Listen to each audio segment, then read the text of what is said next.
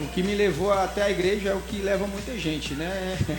Um momento de desespero e de dor. Então acabei encontrando um grande apoio lá com os irmãos de dentro da igreja, né?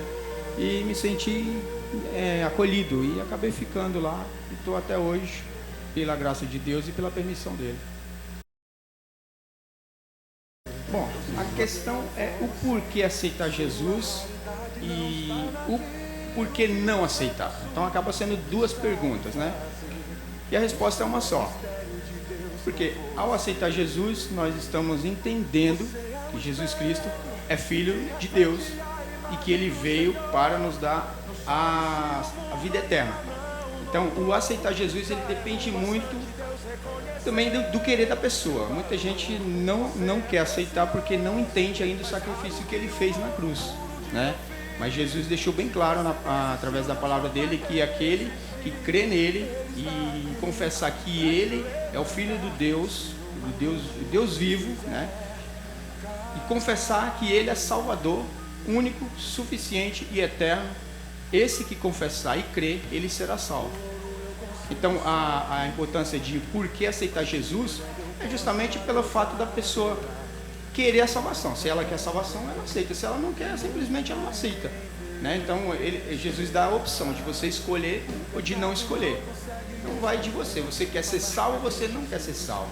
Se você quer ser salvo, você tem que reconhecer que Jesus, ele morreu na cruz por você e que ele fez esse sacrifício justamente para que você tenha a oportunidade de ter uma vida eterna.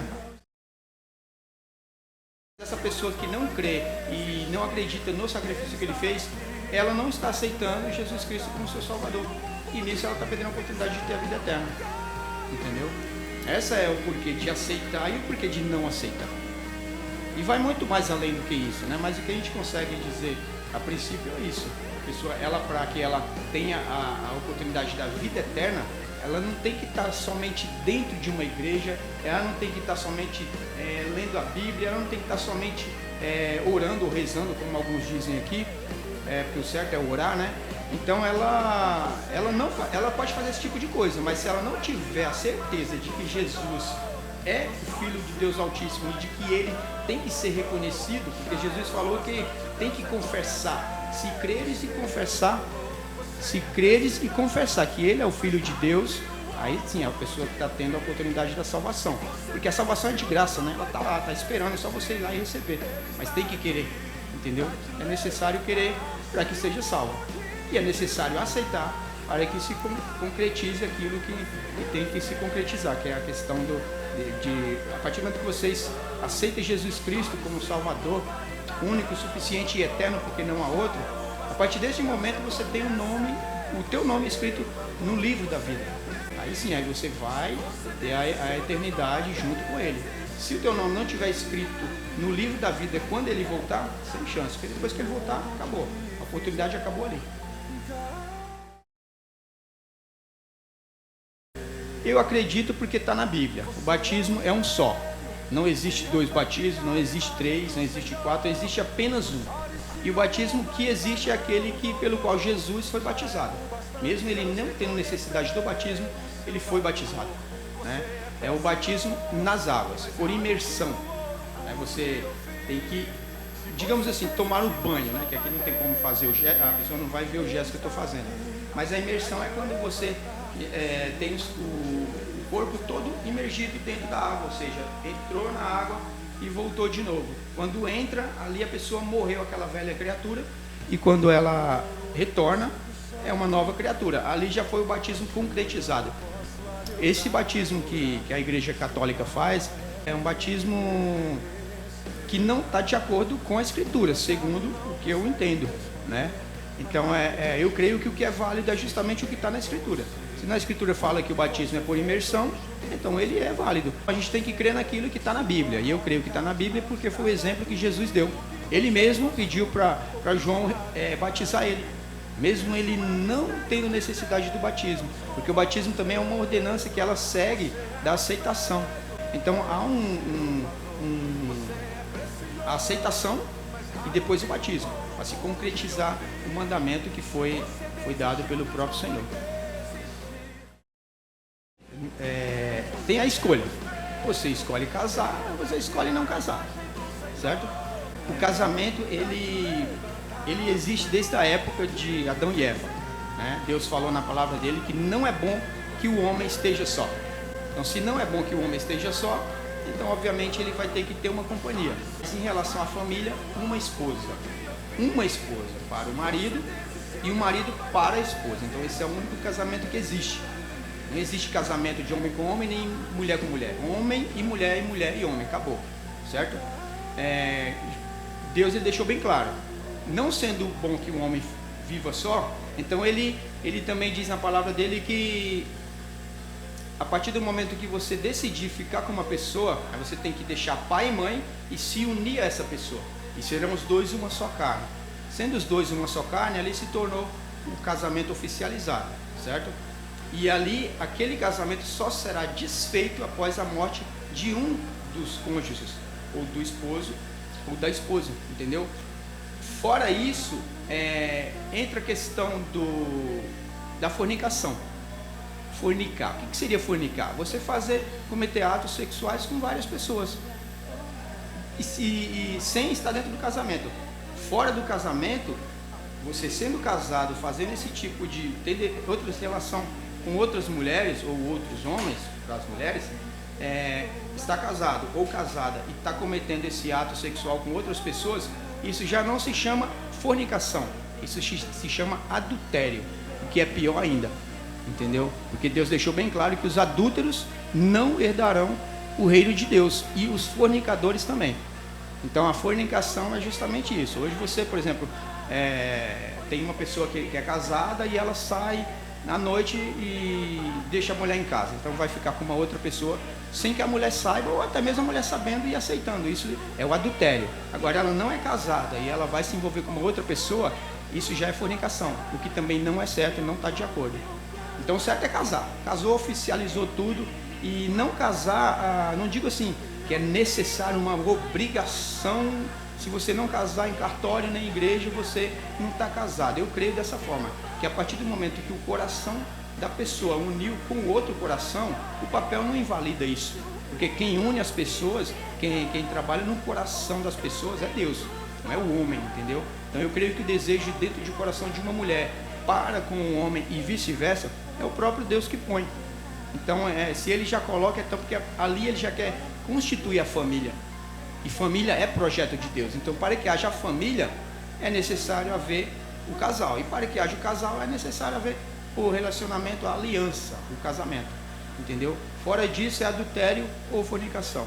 Que, infelizmente, muitos não sabem disso e vivem praticando essa prática aí, por não saber, e alguns também por saber e continuam fazendo, né? Porque não está preocupado com o próprio corpo, porque nosso corpo é templo do Espírito Santo, então nós temos que cuidar dele. Então você imagina, Deus sendo santo, porque ele é santo dos santos, e ele fez nós semelhante à imagem dele. Ele falou lá em Gênesis, façamos o homem segundo a nossa imagem, ou seja, semelhante a nós. Então nós temos a semelhança do Deus vivo. Então você imagina, ele sendo santo e habitando em nós, você acha que ele vai querer esse tipo de coisa? Fornicar, adulterar? Claro que não.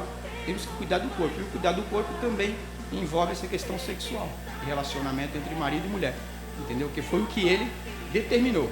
Foi a junção, a união de homem e mulher. Pronto, acabou. E o cara fala, mas eu tenho 3, 4 mulheres. Irmão, você tem só uma. Não existe 2, 3, nem 4, nem 5 mulheres. É uma só.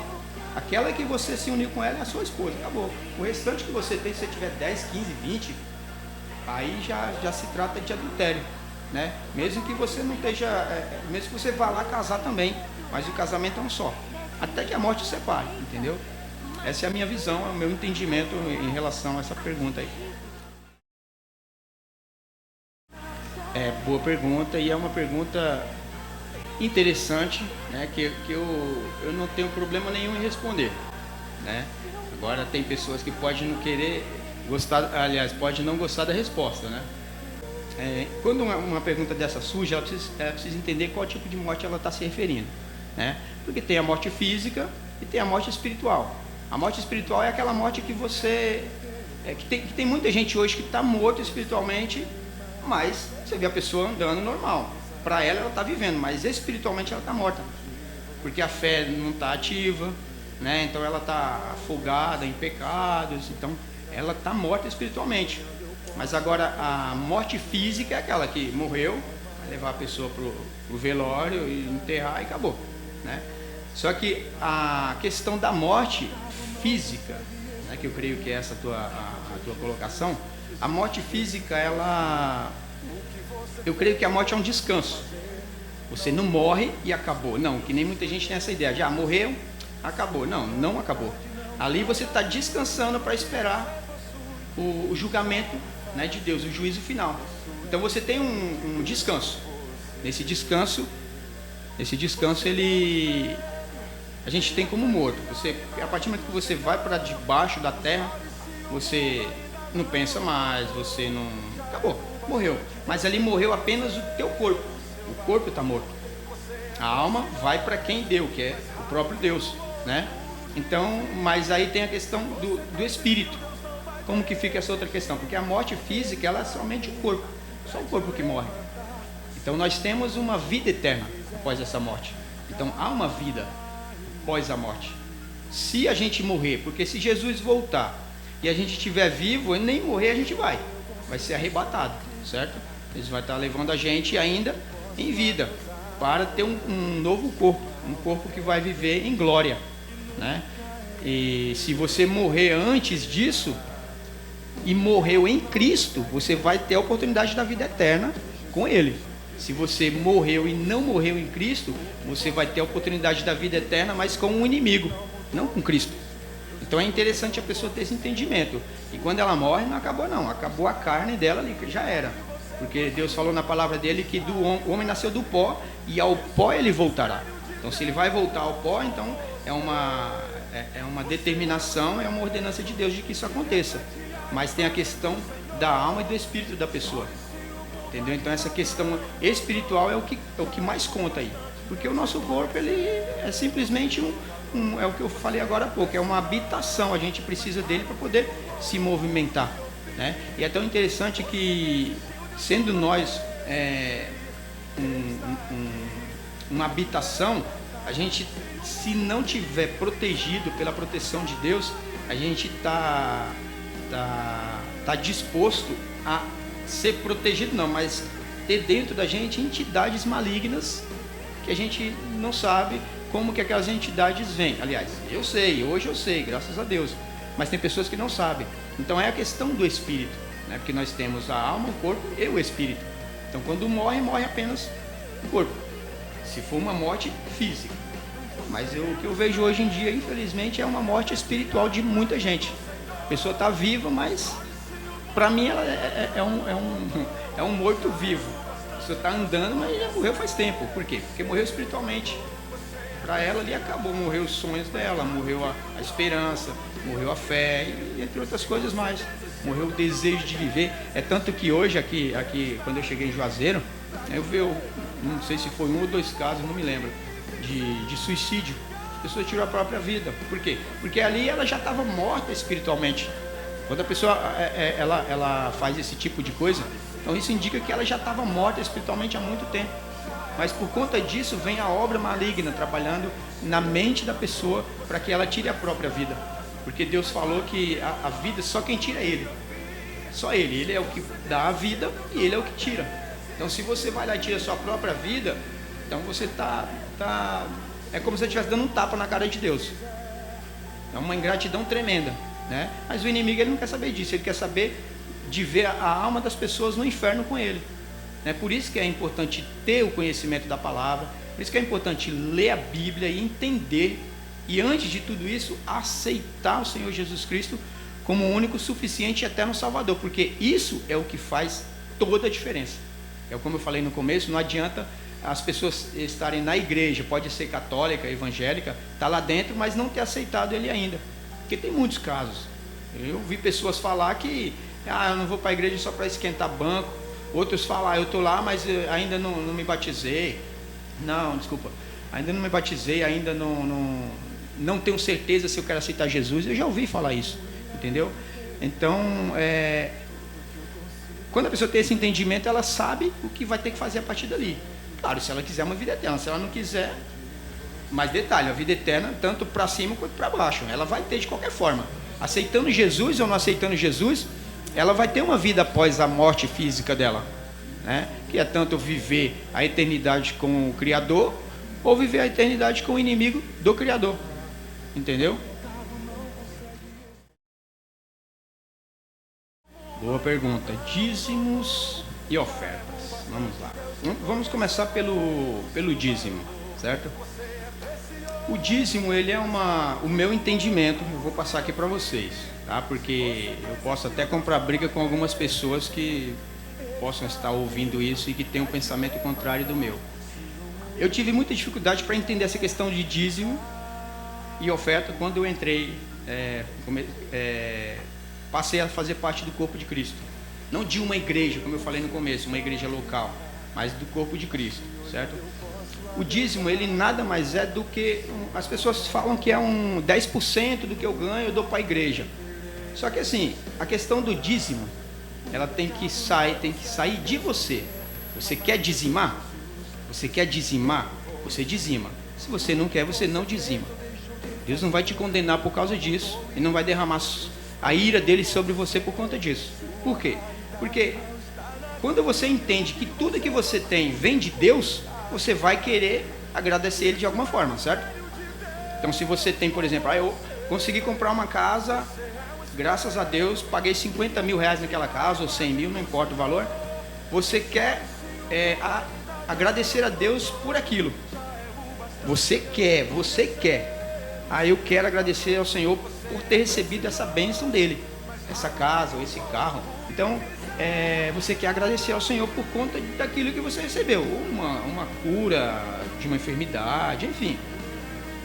Daí você não tem uma outra forma de agradecer, porque tudo que Deus faz, ele não faz esperando receber nada em troca, né? E a gente também recebe porque ele é um Deus de amor, é um Deus misericordioso, porque ele é bondoso, não porque a gente não merece nada, né? A gente merece justamente o que a gente tinha antes de Jesus vir, que era a morte eterna, né? E não ter a oportunidade da salvação, né? Então o que acontece? A forma de você agradecer a ele, você vai agradecer como? Primeiro, Deus, ele é espírito, você não consegue vê-lo, mas você sente. Então você vai querer agradecer ele de alguma forma, né? E uma das formas é a obediência. Você obedecer é melhor do que você sacrificar.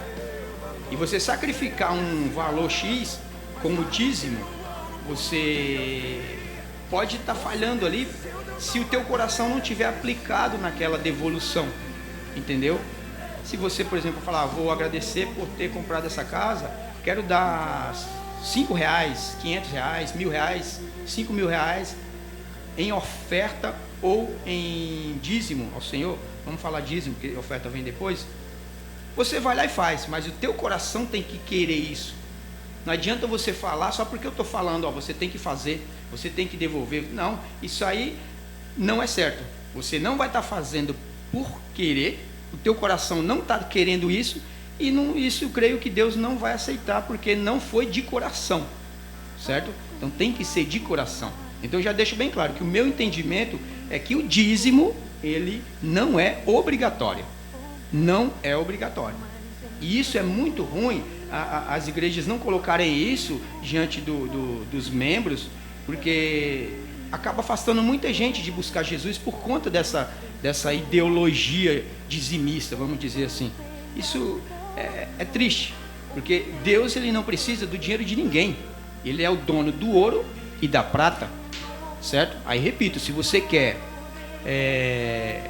retribuir alguma coisa em forma de gratidão por aquilo que ele te deu, aí vai de você, eu quero dar um dízimo de tanto, um valor tanto. E outra, não precisa nem ser na igreja, cara. Você pode dar um dízimo ajudando uma pessoa que precisa. Pronto. Eu tenho aqui, o meu salário foi 5 mil reais esse mês, então eu quero devolver ao Senhor um valor X como dízimo. Você quer devolver como dízimo. Então você fala, poxa, eu não tenho uma igreja fixa ainda para estar frequentando. O que eu faço com esse dinheiro? Compra uma cesta básica e dá para quem precisa. Deus vai se alegrar muito disso. Entendeu? Então isso é o querer da pessoa. Isso é o que eu chamo de você dizimar querendo. Porque Abraão, ele fez isso. Primeiro ele pediu a Deus e falou: Senhor, se o Senhor me conduzir, não me deixar faltar a vestimenta, não me deixar faltar o alimento e me levar em paz, eu darei o dízimo de tudo que eu receber. Ele disse a Deus, ele falou dessa forma, entendeu? Então saiu dele. Não foi Deus que falou: eu vou cuidar de você, mas eu quero 10% de tudo que você ganha, ou 5, ou 1, ou 50, não importa. Deus não, cara, Deus não precisa. Deus, ele é dono do ouro e da prata. A questão da oferta, a oferta, assim, eu já vejo a oferta como uma necessidade. Os templos, que a gente chama de igreja, eles precisam ter as portas abertas. Eles vão gastar com o quê? Com luz, vai gastar com água, vai gastar com o pastor, ou quem tiver envolvido lá na obra, precisa se deslocar de um lugar até a igreja, né? Você chega na igreja, você quer tomar uma água, tem um copinho lá para você tomar água, né? Tem a água, você vai lavar as mãos, você vai usar sabão, cara, isso tudo gasta. Aí sim, aí vem a questão da oferta. Você quer ofertar? Ótimo. Isso sim eu acho correto, a oferta. Mas também tem que partir da parte do coração.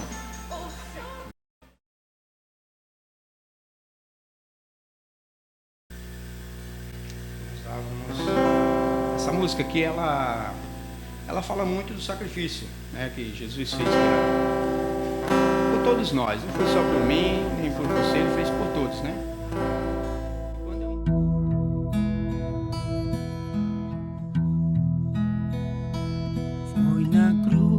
Foi na cruz onde um dia eu vi meus pecados castigados em Jesus. Foi ali pela fé que os meus olhos abriram, e agora me alegro em sua luz. Foi ali pela fé que os meus olhos abriram, e agora me alegro em sua luz.